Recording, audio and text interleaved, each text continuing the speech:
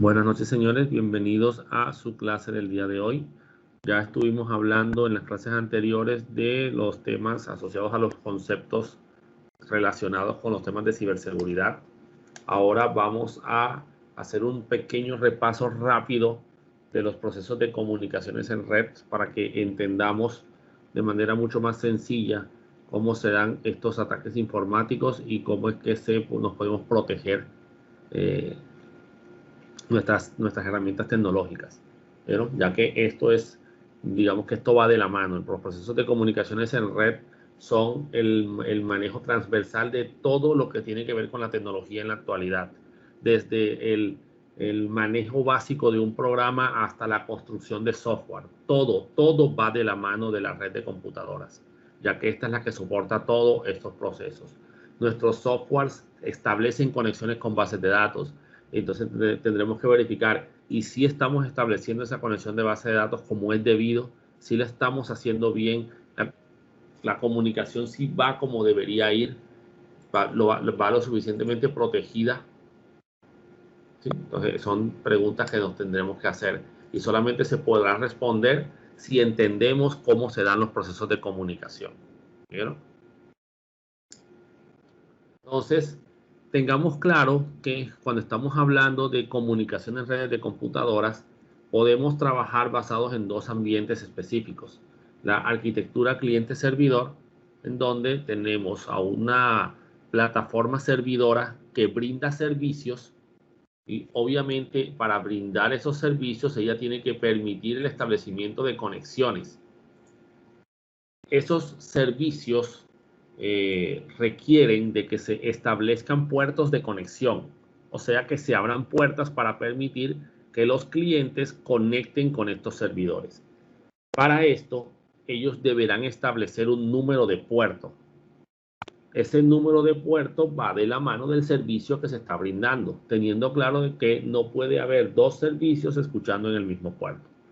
Entonces, el cliente establece o realiza una petición hacia el servidor, específicamente en el servicio respectivo, basado en el número de puerto del servicio. Entonces, el cliente establece su número de puerto local porque él también tiene que establecer un puerto de conexiones y establecerá como puerto de destino el puerto donde se encuentra el servicio. Si es un servicio web estándar basado en HTTP, el puerto será el 80 por defecto. Si es HTTPS, por defecto será el puerto 443.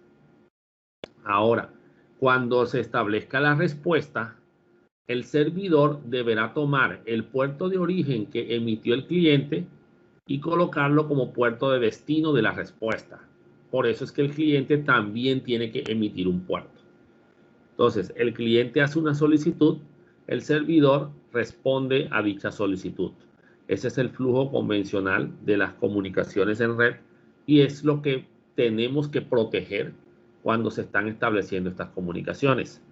Un mecanismo de protección es implementar HTTPS para las conexiones web, ya que establece que las conexiones van a ir cifradas.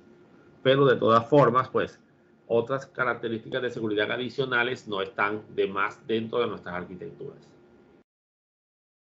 La otra arquitectura es la arquitectura punto a punto, en donde tenemos una serie de procesos de igual a igual, donde todas las máquinas tienen el mismo rol, pueden ser servidor y pueden ser cliente al mismo tiempo, y obviamente pues se usan para ciertas comunicaciones particulares.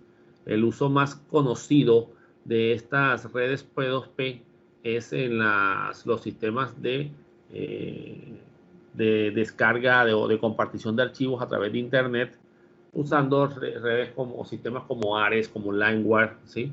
Como Kazaa, para compartir recursos dentro de estos sistemas. Pero también sabemos que había mucho software malicioso compartido en esas redes porque no hay un control centralizado de quién comparte qué dentro de estos ambientes. ¿Alguien va a preguntar algo? Sí, profe. No. Profe, la arquitectura esta de punto a punto utiliza como base, digamos, el protocolo UDP o TCP. Ojo, los protocolos TCP y UDP son protocolos de transporte, para el transporte de la información. Digamos que es independiente de la arquitectura. Lo que determina qué protocolo vas a utilizar, si TCP o UDP, es la finalidad del servicio con el cual te estás conectando. Si en el servicio lo que interesa es la fluidez y la velocidad en la respuesta, tienes que utilizar UDP. Si lo que importa es que el mensaje llegue completo, que pueda ser retransmitido, en caso de que no llegue completo, deberás usar TCP. Esa es la única diferencia, pero no tiene nada que ver con si la arquitectura es cliente-servidor o la arquitectura es punto a punto. ¿Listo? Si estás descargando una película y tú quieres que se descargue completa, tienes que utilizar TCP. Si quieres verla en línea, fluida, ¿sí? Tendrás que usar UDP. Eso es lo que te determina qué protocolo utilizar. Listo, profe. Muchas gracias. Entonces, sabemos que a nivel de redes existen dos modelos base para la referencia sobre los procesos de comunicación, que son el modelo OSI, que es el modelo de referencia por excelencia, y el modelo TCP/IP, que es el que está implementado en la arquitectura de red que se usa en Internet, que es la arquitectura TCP/IP. La diferencia del uno con respecto al otro no está más allá del número de capas que estos presentan, teniendo el modelo OSI 7 capas y el modelo TCP/IP solo 4 capas. Y integra las capas de aplicación, presentación y sesión del modelo OSI en una sola capa, que es la capa de aplicación. Esto debido a que todos estos procesos se manejan desde el programa, desde la aplicación. Entonces, la capa de aplicación es la que maneja los programas, la capa de transporte es la que transporta la información, la capa de internet o de red es la que maneja el direccionamiento y el enrutamiento de los mensajes, y la capa de enlace a datos es la que maneja el acceso al medio físico, al cable, a la antena. Y la capa física pues ya es la capa de transmisión, porque esa capa no existe en el modelo TCP/IP.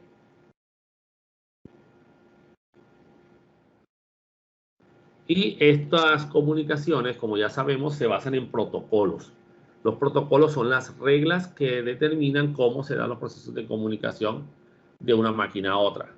El protocolo define el formato o estructura de los mensajes, ¿sí? O sea, los protocolos tienen una estructura definida de datos almacenados, o sea, las variables que se usan en el algoritmo, porque un protocolo no es más que eso. Un protocolo es un programa, así como los programas que ustedes hacen en PHP, en lo que sea, pues lo mismo es un protocolo. Un programa que sigue normalmente un estándar, o sea, es igual para todo el que quiera construir el protocolo. Se basa en unos documentos públicos conocidos como RFC, y todo el que quiera construir un software basado en un protocolo de comunicaciones estandarizado, pues tiene que utilizar los documentos de la RFC. Si ya queremos construir un software para un servicio propietario o un protocolo propietario de alguna empresa como Microsoft, como Oracle, pues ya nos tocará hacer un acuerdo comercial, hablar con ellos, pagar derechos por el uso por el uso de ese protocolo, para que nuestro cliente se pueda conectar con dicho servidor. Entonces tienen que tener claro pues esa estructura, ese manejo para poder construir el programa. ¿Y cómo tienen esa estructura y todo ese manejo de ese protocolo? Sencillo, leyéndose el documento. ¿Listo? Y todos los documentos asociados a cada uno de estas estructuras. Para mi tesis de maestría yo estuve diseñando una mejora de seguridad para un protocolo de enrutamiento en redes móviles. Entonces me tocó leerme la RFC del protocolo, ¿sí? La primera versión y la segunda versión, porque salió la versión 2. Adicional a eso me tocó leerme aproximadamente 5 RFCs más de protocolos alternos que trabajaban con ese protocolo. Bueno, algunos no eran protocolos, sino que eran formatos genéricos de mensajes para poder entender cómo se daban esas comunicaciones. ¿Listo? Algunos de esos documentos tenían 20 hojas, otros llegaban a tener 150, 200 hojas. Pero obviamente si yo quería poder manipular bien y entender ese protocolo, pues tenía que leerlo. Y los documentos están completamente en inglés y en formato TXT. ¿Ya? Más todavía tengo por ahí los documentos impresos porque los imprimí todos y los puse en una carpeta para poderlos leer con calma. Profe, son los mismos protocolos que usted colocó en el examen final del semestre pasado de programación. De programación, dices Sí, tú. la electiva en Java. Sí, sí, claro, son los mismos. ¿Ya? Y ustedes no se leyeron las RFC, ustedes simplemente hicieron algo muy sencillo. Porque incluso el servidor web que yo les presenté, que sigue algunos estándares del HTTP, apenas sigue uno o dos reglas de todas las reglas que tiene ese protocolo.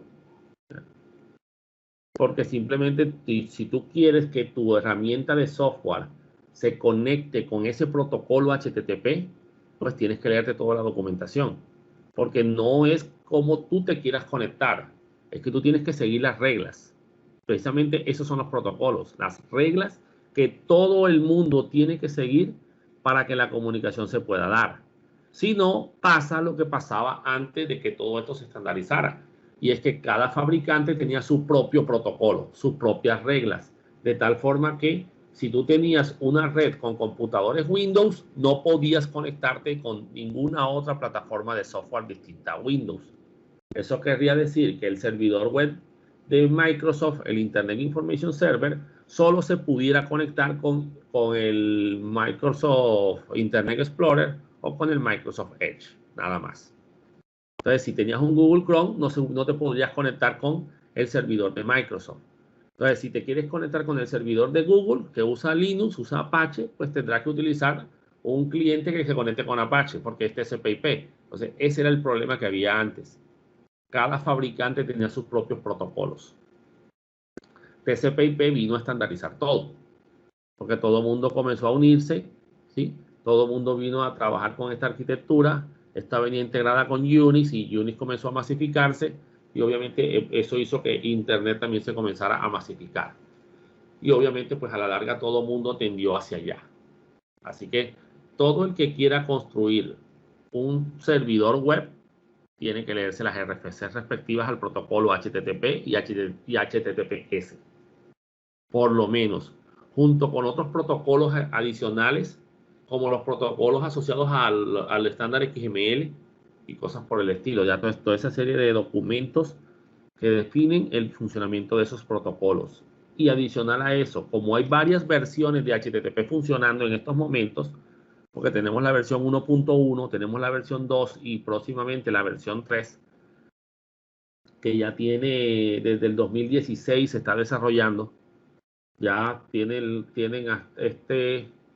entregaron el último documento en junio de este año y tienen, creo que es hasta octubre, para presentar las correcciones que les hicieron desde la organización llamada IETF, la Internet Engineer Task Force, que es de donde se descargan las RFCs de los protocolos.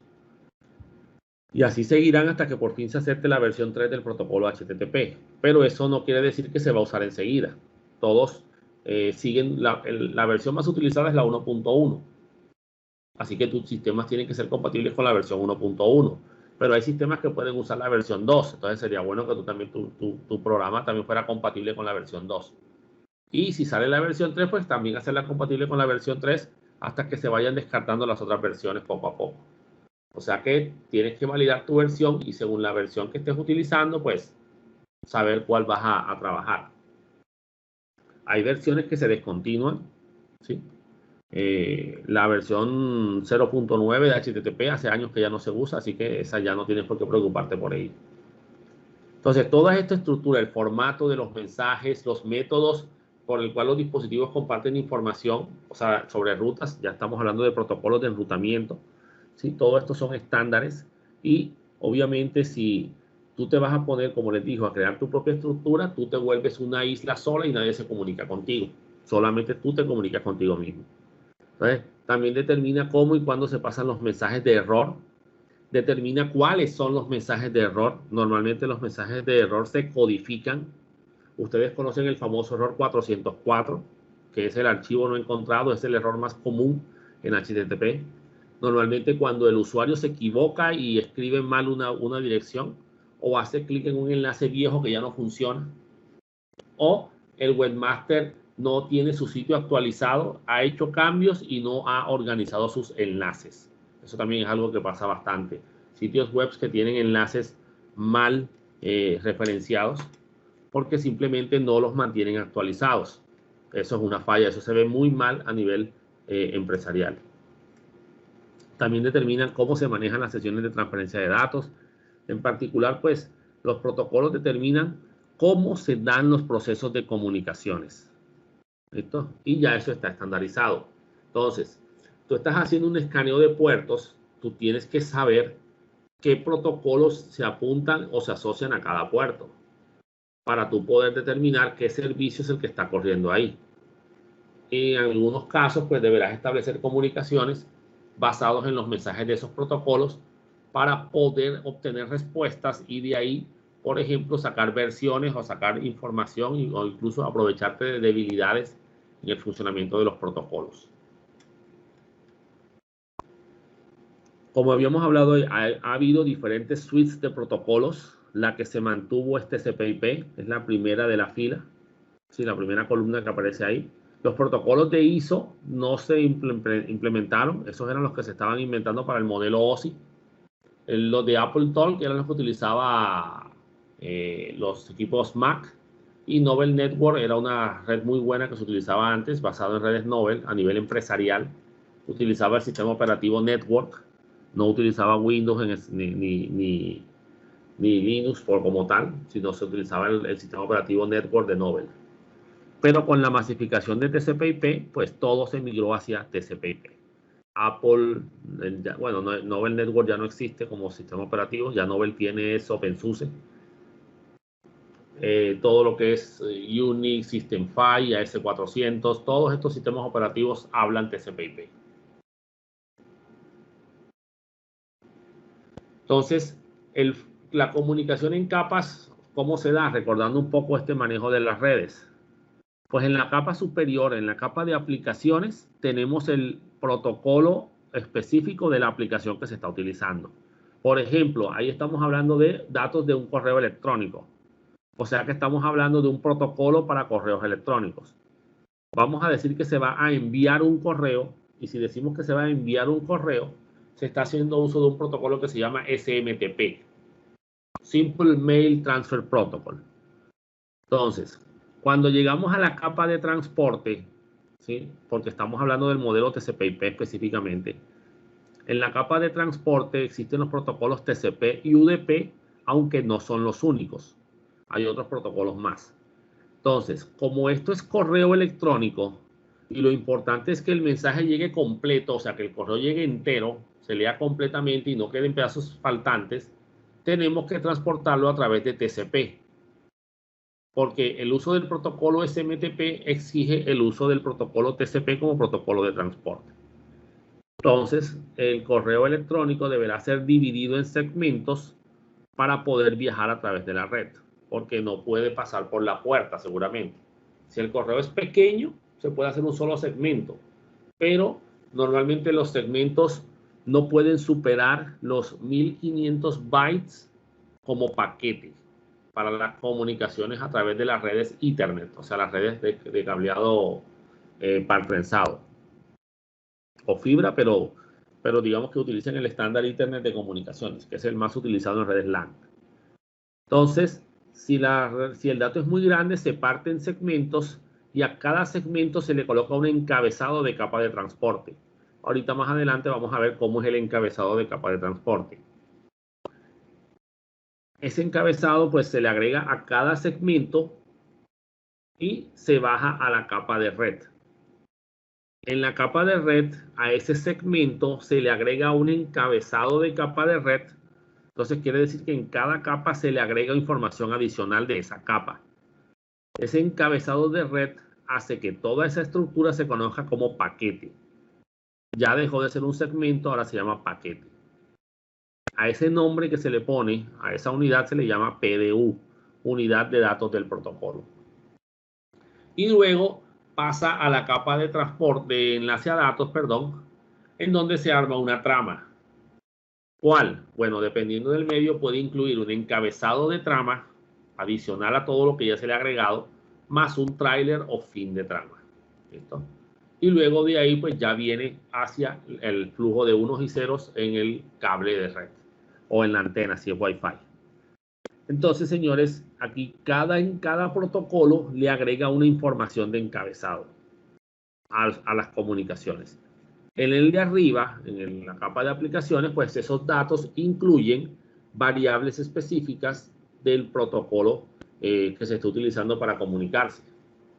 Por ejemplo, si es correo electrónico, deberá haber una variable from, que es quien manda el mensaje. Receive es el destino, ¿sí? Adjunct es para definir el nombre de un archivo adjunto que deberá ser incluido en el mensaje. Obviamente irá es probable que vaya en paquetes o en segmentos apartes, porque dependiendo del archivo. Entonces, ahí definirán las estructuras del propio mensaje que se está enviando. Y abajo, pues ya cada protocolo le irá agregando su información específica para que sea entendible del otro lado en el equipo receptor. Entonces, analicemos las estructuras de los protocolos, de los encabezados, perdón, de los protocolos más comunes. En cada capa tiene que haber una forma de direccionar específicamente al mensaje propio de cada capa, o sea, de cada PDU. En la capa de aplicaciones, o sea, en la capa superior, el direccionamiento lo dan los datos de la aplicación. Por ejemplo, en el correo electrónico sería remitente y destinatario, como mecanismo para validar cuando reciba el protocolo POP, por ejemplo, de correo electrónico, reciba el correo, sepa en qué casilla de correos tiene que colocarlo, o sea, el destinatario. En la capa de transporte, el valor que puede utilizarse para direccionar el mensaje es el número del puerto que se asocia al servicio de capa de aplicación. Si es el servicio SMTP normal, sería el puerto 25, como puerto ya sea de origen o destino, dependiendo de quién emite la comunicación. Es más, señores, para poder definir bien un firewall, unas reglas de firewall, ustedes tienen que tener muy claro cuáles son los destinos y los orígenes de las conexiones. Si no, no van a poder configurar bien un firewall y necesitarán, pues, simplemente repetir como loros lo que ya han visto en otras documentaciones. Entonces deberán tener claro cuáles son esos números de puerto. ¿Oyeron? ¿Cuál es el de origen y cuál es el destino? Sobre todo los puertos asociados a los servicios. Y lo que es el manejo del estado de las conexiones también. En la capa de red ya hablamos de lo que son las direcciones IPs, que son las direcciones lógicas de la red, tanto de origen como destino. En la capa de enlace a datos tenemos las direcciones físicas, que son las direcciones MAC, también de origen y destino. Es algo que debemos tener siempre muy claro. Y en la capa física, pues ya lo que tenemos son los bits de sincronización y de temporización y los bits de datos de la transmisión como tal. De todas formas, nosotros no tenemos potestad sobre la capa física. Ya eso es potestad de los ingenieros electrónicos. Muy bien, entonces la capa de enlace a datos en el modelo OSI, acceso a la red en el modelo TCP/IP, es la que se encarga del acceso al medio físico, señores, a la tarjeta, al cable, digámoslo así. En esta capa trabaja la tarjeta de red y trabajan algunos dispositivos. Como habíamos dicho en la diapositiva anterior, en esta capa el direccionamiento se hace a través de las direcciones MAC. Y ese va a ser nuestro elemento principal a tener en cuenta cuando queramos establecer políticas o reglas asociadas o incluso ataques asociados a la capa de enlace a datos. Debemos tener claro que tenemos que trabajar con el direccionamiento específico basado en direcciones MAC. Y tener claro que las direcciones MAC no tienen o no logran salir de la red a la que pertenecen. O sea que para nosotros es imposible saber cuál es la dirección MAC de los servidores de Google, porque están fuera de nuestra red. Nosotros solamente podemos llegar hasta nuestra puerta de enlace. Ya de ahí para afuera, las direcciones MAC son modificadas en el otro extremo. y son manipuladas por cada segmento de red en donde se esté moviendo la comunicación. O sea que yo nunca voy a poder saber una dirección MAC distinta a los equipos que están en mi propia red LAN, en mi propio segmento de red. Algo que se tiene que ver en estas comunicaciones es el uso del estándar Ethernet como estándar de transmisión por defecto dentro del sistema. Entonces, el estándar Ethernet tiene una estructura que incluye la dirección de destino como dirección MAC de destino, dirección de origen, obviamente dirección MAC de origen, y si es posible y la red lo soporta, o sea, los equipos físicos de comunicaciones tienen definidas una identificación conocida como una VLAN o una LAN virtual, pues deberán incluir una etiqueta de 4 bytes con el estándar 802.1Q, que es el estándar asociado a la gestión de segmentación en capa 2. Teniendo claro que no existen las direcciones IP aquí, solo las direcciones MAC. Entonces, de esos 4 bytes, lo que nos interesa a nosotros son los últimos 12 que vienen a ser el identificador de la VLAN. ¿Listo? Ese identificador de VLAN es un número entero que puede ir desde 1 hasta 4096, porque son 12 bits. Y 12 bits es el número más grande que se puede escribir con 12 bits, es 4095. ¿Oyeron? Pero entonces van desde 1 a 4096. Las otras variables adicionales son variables que se pueden tener en cuenta, pero que para nuestros procesos asociados a configuraciones, digamos que no representan una información relevante para lo que nosotros necesitamos. A nosotros que nos interesa más que todo los elementos que nos puedan servir de direccionamiento, que son las direcciones las direcciones MAC y los números de VLANs.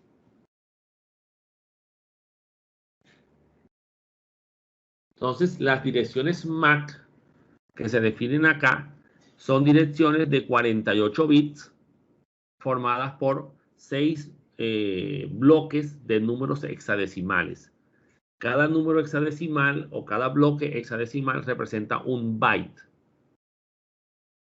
Y los primeros 24 bits, o sea, los primeros 3 bytes, representan o identifican al fabricante. A eso se le llama el OUI, o el Organization Unique Identifier, identificador único de la organización. Cada fabricante tiene sus propios números de identificación para sus tarjetas de red. Y los últimos 24 bits, o sea, los últimos 3 bloques, representan el número del lote, o sea, el número ya asignado a la tarjeta de red propia. Las direcciones MAC se pueden cambiar. ¿Sí? En Linux se hace por un comando, en Windows se toca bajar un software. Ahora, cuando tú vas a establecer una comunicación de un equipo A a un equipo B, pues tú usas las direcciones MAC en capa de enlace. Los switches, por ejemplo, no entienden de direcciones IPs. Los switches son dispositivos de capa 2. O sea, los switches por defecto. Así que ellos entienden de direcciones MAC. Ellos arman una tabla llamada tabla CAM, que es una tabla que asocia puerto físico de conexión con la dirección MAC del equipo asociado a ese puerto, o sea, conectado a ese puerto. Esa es la forma en la que el switch direcciona. Cuando el equipo le solicita como como dirección MAC de destino, una dirección MAC específica, el switch busca en su tabla CAM y verifica en qué puerto está conectada esa dirección MAC. Y ahí establece la comunicación. Esto implica que si yo logro falsificar información de las direcciones MAC, yo podría hacer que los switches manden información hacia nodos maliciosos o a nodos falsos que suplanten a otro nodo principal. Simplemente, por ejemplo, yo le puedo decir a un switch o a un equipo de cómputo, a un PC, que la dirección MAC de la puerta de enlace, o sea, el equipo que lo va a sacar a internet, es la mía. Y con eso, él, cada vez que quiera salir de internet por la dirección IP de la puerta de enlace, que esa va a estar bien, la va a mal asociar a la dirección MAC de mi computadora. Y como el switch no entiende de direcciones IPs, porque él no lee esta cabecera, pues él va a leer la dirección MAC, ve la mía y me manda la información a mí. O sea que yo me puse en la mitad de la comunicación. Hice un ataque de hombre en el medio. Normalmente un ataque de hombre en el medio es un ataque de capa 2. ¿Sí? Un ataque a un protocolo llamado ARP.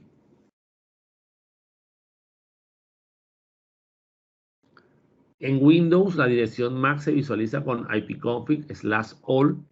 Una pregunta. Dígame.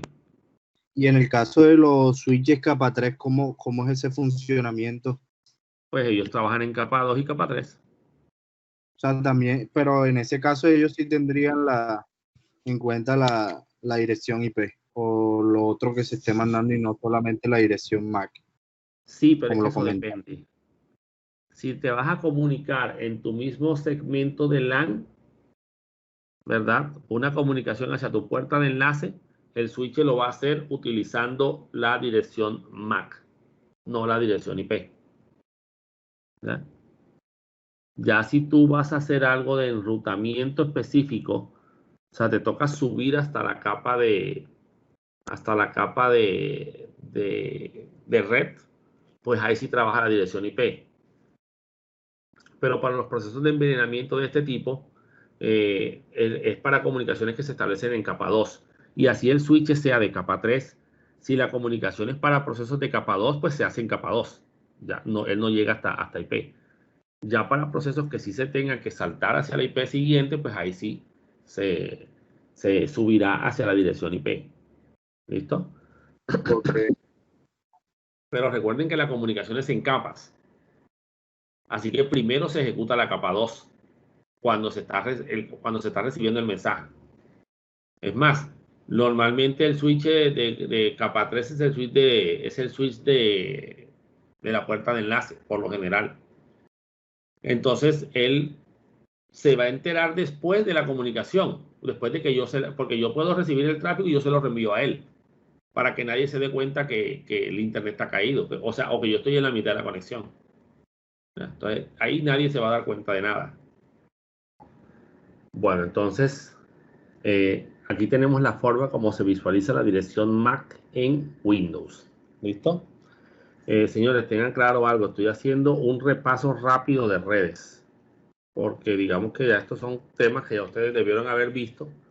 Porque digamos que son necesarios acá. Pero como yo sé que ustedes se resetean cada vez que se acaba un semestre, toca hacer un repaso rápido ahí para que entiendan un poco más este proceso.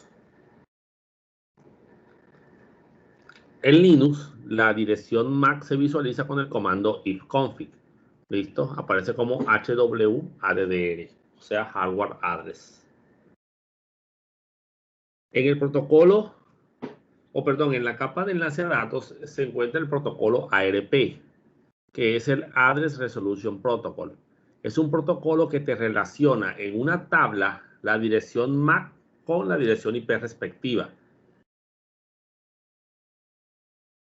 Normalmente esta es la tabla que se envenena cuando se hace un ataque de hombre en el medio, porque se malforma y se envían direcciones ARP falsificadas apuntando a direcciones IPs no reales o las que son las verdaderas, digamos que direcciones MAC de esas direcciones IPs.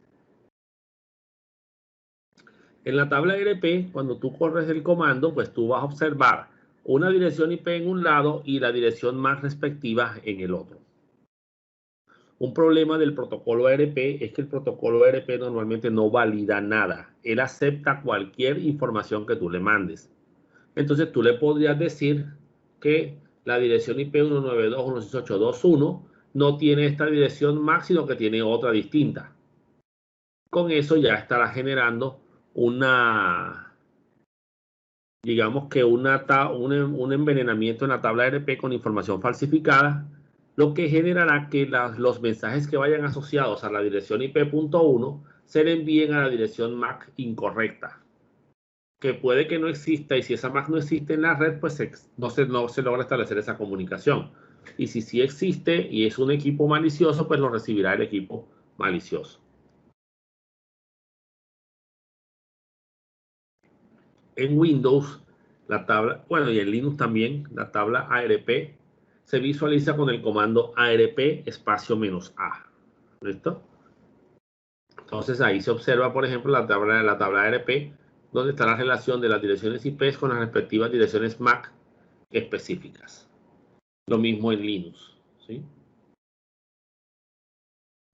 Observen incluso que en Windows aparece la famosa dirección IP de broadcast para esta red 192.168.0.255 y aparece la MAC FF, todo FF, que es la dirección MAC de broadcast.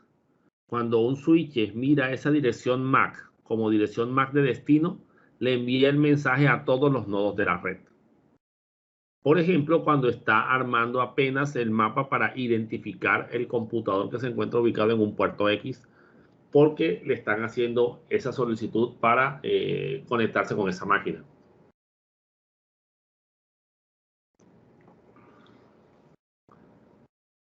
Tengan claro, como les dije, las actividades de conmutación de los switches se hacen en capa 2. Las actividades de enrutamiento de los switches que sean capa 3 se hacen en capa 3. Pero si lo que estamos haciendo es una actividad de switcheo de conmutación, pues el switch puede ser de capa 3, que esa actividad se va a realizar en capa 2 y va a tratar con la dirección MAC más que todo.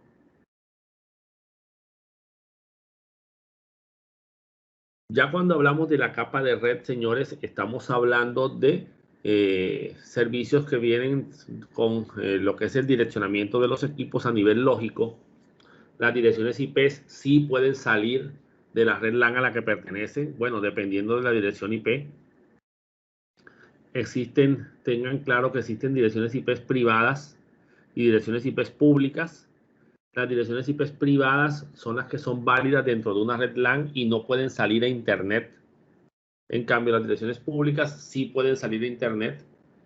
Las direcciones públicas son controladas, están gestionadas por organismos a nivel internacional.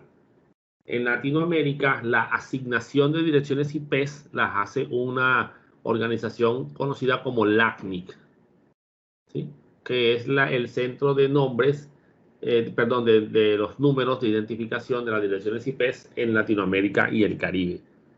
La sede de esa organización está en Uruguay y ellos venden, digamos así, las direcciones IP que les hayan asignado al área de Latinoamérica. Los proveedores de Internet les compran direcciones IP a LACNIC y las empresas también le pueden comprar direcciones IP a LACNIC. No importa qué pool compres, si compras 256, si compras 512, si compras 1024, todas te valen $2.500. Pues ese es el costo que tenían hace como 4 o 5 años.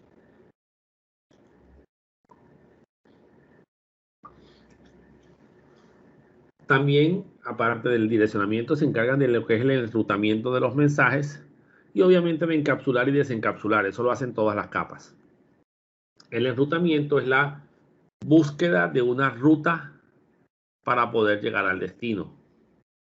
Tengan claro algo a nivel de seguridad.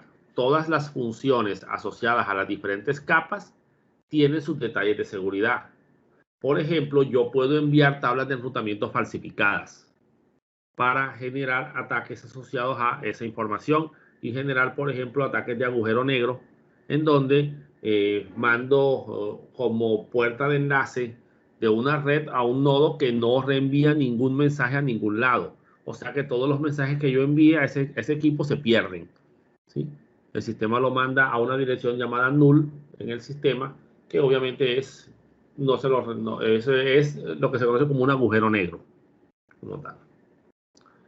Entonces, todas estas funciones tienen sus peligros de seguridad también yacentes.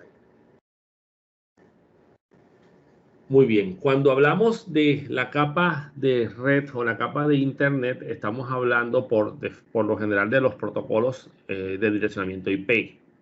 Pero tengan claro algo, IP es más que una dirección. La dirección es solamente una parte del protocolo.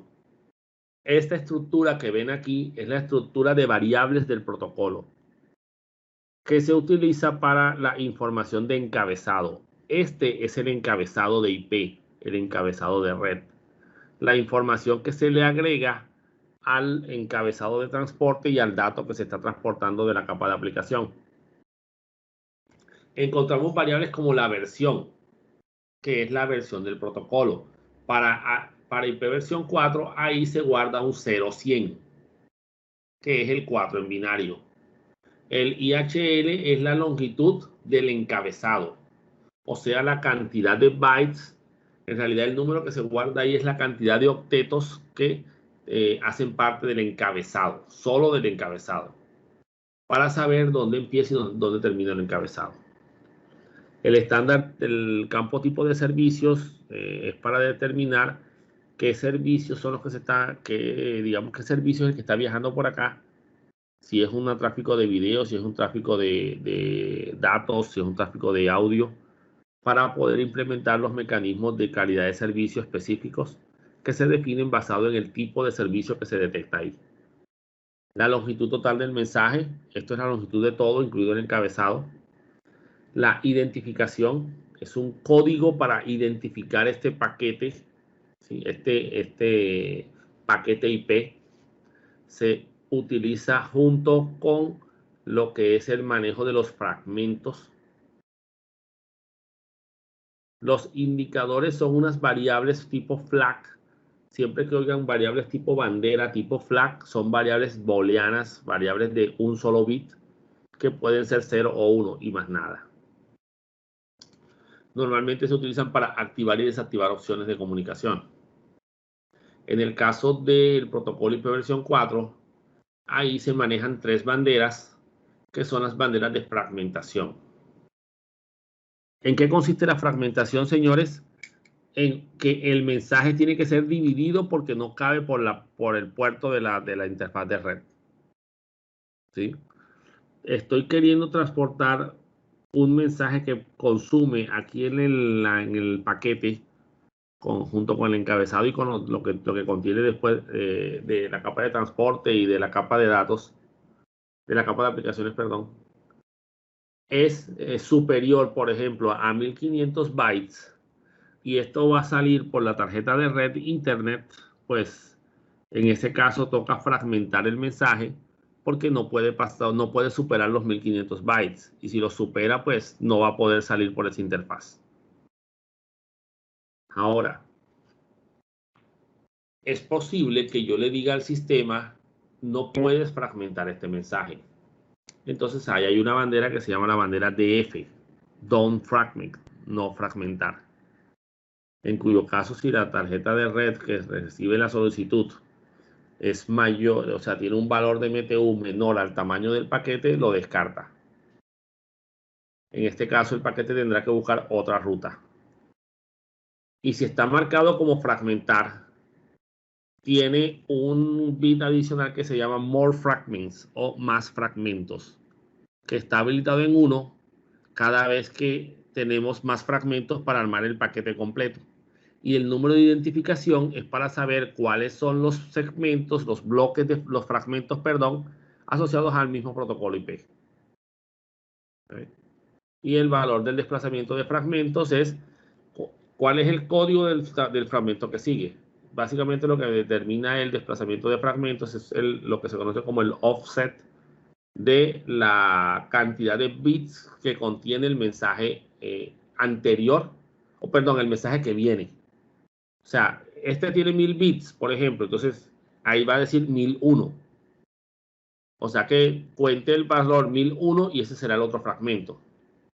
Y así va. Tiempo de vida TTL es el valor que indica cuántos saltos puede dar el protocolo. Perdón, cuántos saltos puede dar el mensaje. antes de ser descartado como destino inaccesible. ¿Listo? El tiempo de vida o la TTL es un valor que se asigna en los sistemas operativos precisamente para que el mensaje, si se llega a saltar de router en router y cada vez que salta de router en router la TTL se va disminuyendo en 1, cada vez que yo pase por un router, pues la TTL va a ir restándose hasta que llegue a 0. Si llega a 0 el valor de TTL y no se ha encontrado el destino, obviamente se dice que el destino no existe. La TTL incluso puede ser utilizada para identificar el tipo de sistema operativo que tiene la máquina. Porque si la TTL por defecto es de 128, estamos hablando de una máquina Windows. Y si por defecto es de 64, estamos hablando de una máquina Unix.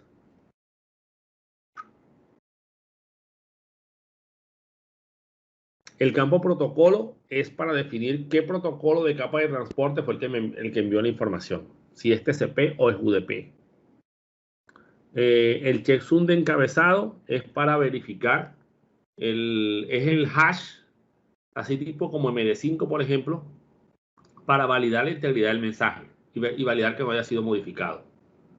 Después, obviamente, pues las direcciones IP de origen y las direcciones IP de destino, para saber de dónde viene y para dónde va el mensaje. Y aquí hay unas opciones adicionales que se le pueden agregar, o que le agreguen incluso funcionalidades al protocolo. Hay algunas opciones muy específicas que se asocian a ciertos tipos de comunicaciones IP clasificadas que solamente pueden ser utilizados por gobiernos y por entidades militares. Específicamente lo que es el Departamento de Defensa de los Estados Unidos tiene unas variables propias para implementar mecanismos de seguridad en las comunicaciones que son generadas por ellos como tal, para que se puedan identificar y se manejan en ese campo de opciones. ¿Cuáles son? Pues eso lo saben ellos, ¿ya? Eso no lo saben, pues no lo debería saber más nadie. Porque si alguien más lo supiera, podría suplantar esos mensajes. El protocolo IP versión 6, si se fijan bien, tiene menos campos, pero más tamaño, porque las direcciones son más grandes. Entonces tenemos también la versión, la clase de tráfico que haya se asociado con el tipo de tráfico, el identificador de flujo. En el caso de del protocolo IP versión 6, tiene unas cabeceras adicionales para poder agregar información adicional de este tipo, ¿sí?, dentro del sistema. Tiene una serie de cabeceras que ya están definidas y se le pueden agregar cabeceras adicionales. Tiene la longitud del contenido, ¿sí?, el tamaño en bytes, en octetos del contenido. Tiene una dirección de siguiente encabezado en caso de que haya encabezados adicionales. Y esto es lo que antes se llamaba la TTL, el tiempo de vida. Y las direcciones IP de origen y destino. ¿Qué es lo que más nos interesa de aquí?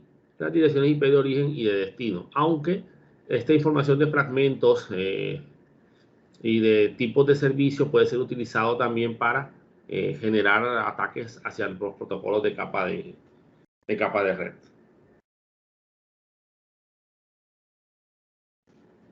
La capa de transporte, señores, maneja el transporte de los datos. Transporte extremo a extremo. Entonces, ¿qué es lo importante en la capa de transporte, digamos que a nivel de seguridad como tal? Que existen unos mensajes asociados al establecimiento de conexiones y lo que tiene que ver con el manejo de los puertos. Las funciones de esta capa, ¿cuáles son? Permitir que múltiples aplicaciones puedan comunicarse a través de la red al mismo tiempo en un solo dispositivo. ¿Cómo hace que múltiples aplicaciones se comuniquen al mismo tiempo en un mismo dispositivo? Sencillo, con el número de puertos. Yo puedo establecer múltiples conexiones a la misma dirección IP a través de puertos distintos. De tal manera que me conecto con la dirección 192.168.0.1 en el puerto 80 y me conecto con la web. Con esa misma IP, pero en el puerto 25 ya hay un servidor de correo también, y así sucesivamente. Asegura que si se requiere, todos los datos sean recibidos de manera confiable y en el orden por la aplicación correcta. Esto es el manejo de acuses de recibos, lo que utiliza TCP para asegurarse de que el mensaje llegue completo. Y emplear mecanismos para manejar los errores. Se utilizan lo que es los algoritmos de hash para validar la integridad del mensaje.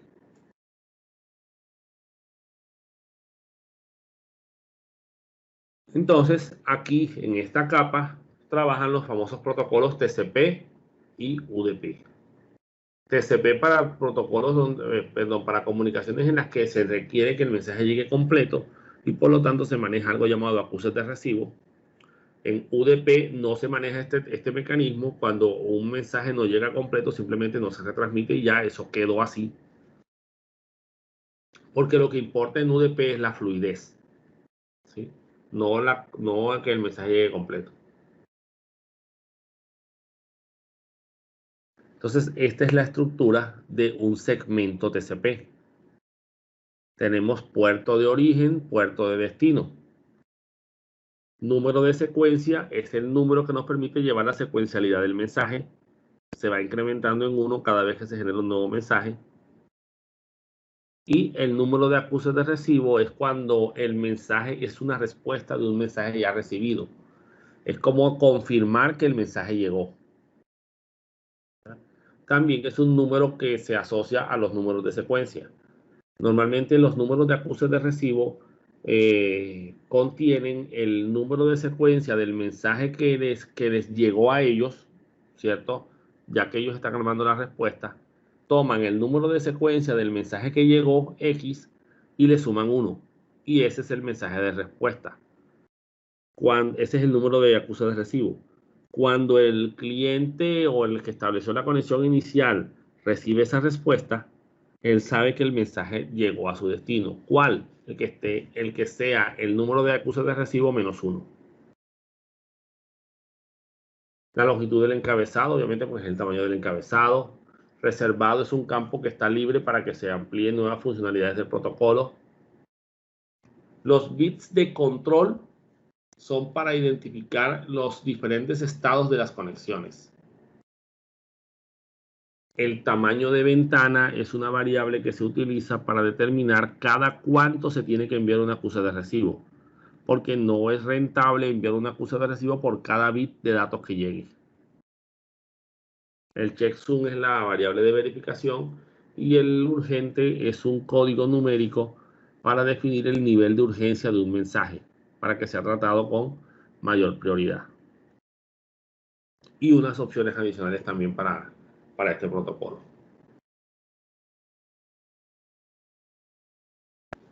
Estas son las banderas o los flags que están aquí en los 6 bits de control que aparecen acá. Entonces encontramos, por ejemplo, la bandera urgente que se trabaja con el código urgente que está aquí.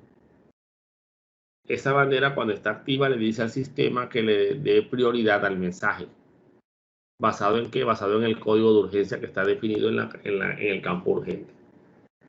ACK, cuando la bandera ACK está activa, es porque se está recibiendo una respuesta o una acuse de recibo de un mensaje.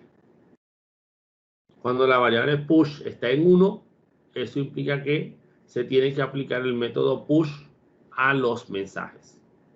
¿Cuál es el método push?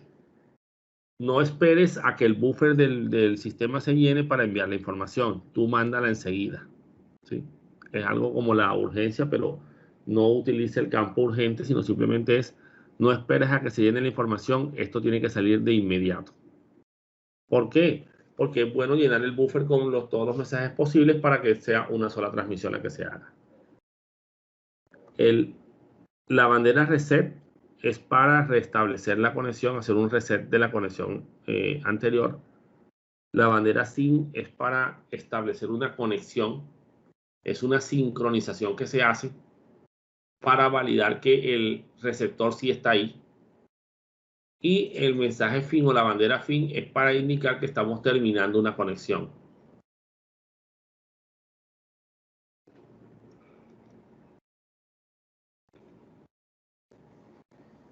Entonces, ¿qué es esto que está aquí, señores? Esto es el señor Three-Way Handshake. El apretón de manos de 3 vías. cuando una máquina cliente se va a conectar con un servidor por TCP, lo primero que hace el sistema es mandar un mensaje de conexión. ¿Ese mensaje en qué consiste? Yo mando un mensaje cualquiera a TCP con un número de secuencia X. En este caso, el número de secuencia que se le asignó fue 100. Y se activó la bandera de sincronización. O sea, la bandera de control SYN está en 1. Eso le indica al equipo B que alguien se quiere comunicar con él, porque estamos apenas sincronizándonos. Entonces, como B recibe el mensaje y lo leyó, él sabe que le enviaron un mensaje de sincronización desde la dirección de A. Entonces, él arma su respuesta, invierte todos los puertos, invierte todas las direcciones, porque ahora él es el origen y el otro es el destino, y activa dentro del paquete TCP de respuesta, activa la bandera SYN, indicando que listo, que sí me quiero sincronizar contigo, y la bandera ACK activas al mismo tiempo, indicando que me quiero sincronizar yo también y recibí tu mensaje de sincronización. ¿Cómo saben que ese es un ACK del mensaje de sincronización? Sencillo, porque el número de secuencia del mensaje original es 100 y el acuse de recibo es 101. ¿Sí? O sea, el número de acuse de recibo de acá más 1. Si fuéramos a responder aquí, este señor mandó su número de secuencia 300, ese fue el cálculo, pues digamos que él va por el segmento 300. Y acá lo recibe este señor y él establece la conexión SYN, la conexión SYN y revuelve con un ACK de esa conexión de sincronización. Pero ya no mando un mensaje de sincronización porque ya mando el de arriba. Entonces mando un número de secuencia, le pusieron 101, listo, el que sigue. Y ACK 301, indicando que este mensaje es una respuesta de este mensaje que se envió primero acá. Y solamente tiene activa la bandera ACK. ¿Sí? No estaba activa la bandera de sincronización porque ya después de estos tres mensajes ya nos sincronizamos. Estamos, o la conexión pasó a un estado de established o establecida. Ya después de eso comienzo a mandar los datos.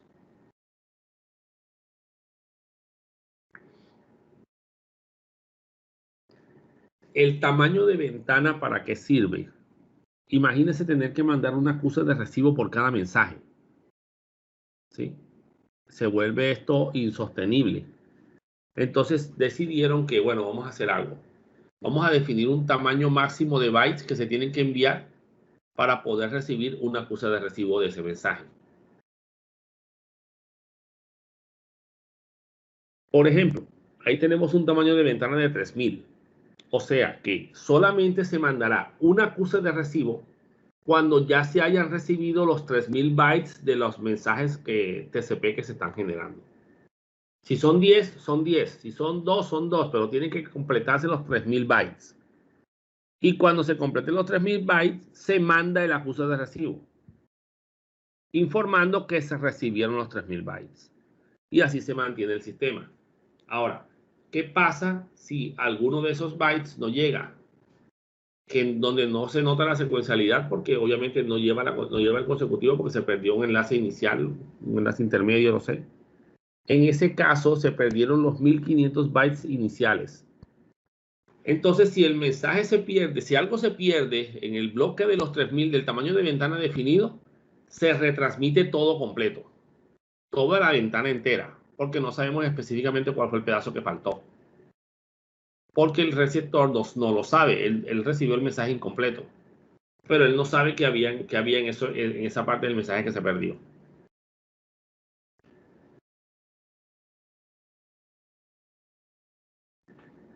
Estos son los estados por los que pasa una conexión. Cerrado, no hay una conexión activa, no hay nada pendiente, todo está ya cerrado. Listened es el estado en el que el servidor está a la espera, a la escucha de una petición. Sin receive es que se recibió una solicitud de sincronización y estamos esperando el ACK. Sin send se envió un mensaje de sincronización Y si él no tiene definido, pues, digamos que él manda un mensaje de sincronización, espera la respuesta, le llegó la respuesta y nunca responde, nunca establece el tercer paso, sino que vuelve a mandar otro mensaje de sincronización. Y el sistema le vuelve a mandar otro ACK.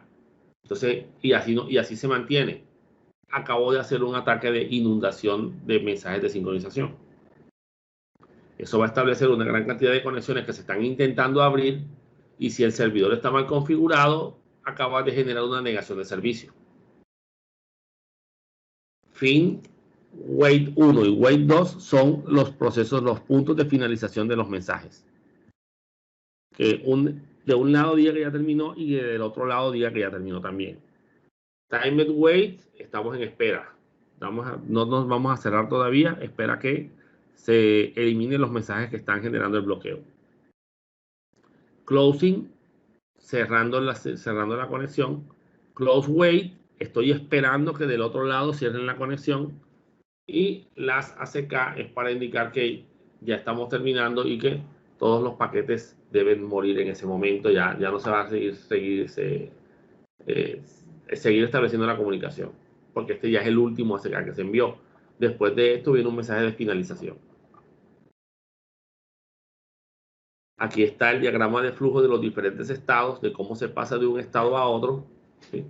El establisher, recuerden que es el establecido después del three-way handshake, y por eso está como empalme principal aquí.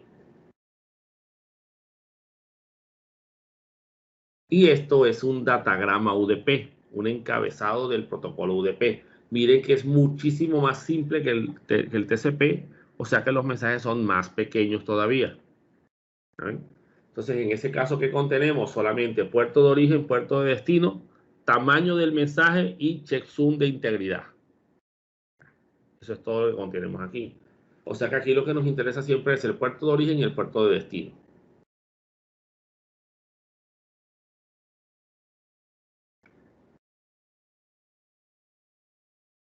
¿Cómo hago con los puertos? El puerto es una variable que se asocia al servicio que está brindando una máquina en la capa de aplicación. Hay servicios que ya se estandarizaron. El servicio web, el servicio de correo, el servicio de nombre de dominio, DNS. Entonces, todos los puertos ya estandarizados se manejan como puertos well known o puertos bien conocidos. Son todos los puertos que van del 0 al 1023. Entonces, aquí estamos hablando del puerto 80, puerto de FTP 21, puerto de correos 23, 25, perdón, puerto de DNS el 53, etc. Entonces, esos puertos pueden viajar por TCP o por UDP. Entonces, los puertos que van del 1024 al 49151 son los que se conocen como los puertos registrados. Y los puertos que van del 49152 al 65535 son los puertos que los clientes por lo general usan para establecer sus comunicaciones. Recuerden que ellos también tienen que definir un puerto de origen.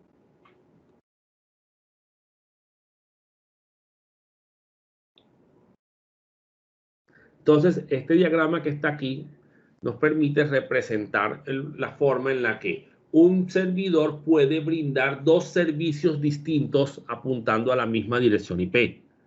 Y de esa manera poder independizar los servicios. Sencillo, es la misma IP de destino, pero es un puerto de destino distinto. El cliente 1 se quiere comunicar vía web con el servidor que tiene el servicio web escuchando en el puerto 80. Y el cliente 2 se quiere comunicar con el mismo servidor, pero ahora por el correo electrónico. Entonces usa el puerto 25 del servicio SMTP. Entonces, el puerto cliente de este lado se autoasigna un puerto alto, que es un puerto dinámico, se autoasigna el 49152 y pone como puerto de destino del servidor el 80 porque él se quiere comunicar vía web. El otro señor de acá se autoasigna un puerto de origen 51152 y coloca como puerto de destino ya no el 80, sino el 25, porque él se quiere comunicar con el SMTP que escucha en el puerto 25. De esa manera no hay un cruce de mensajes.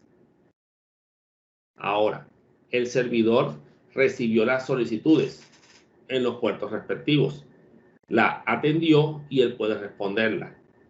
Entonces, al cliente 1 que se comunicó vía web, le responde colocando como puerto de origen el puerto que el cliente 1 le mandó como puerto de destino.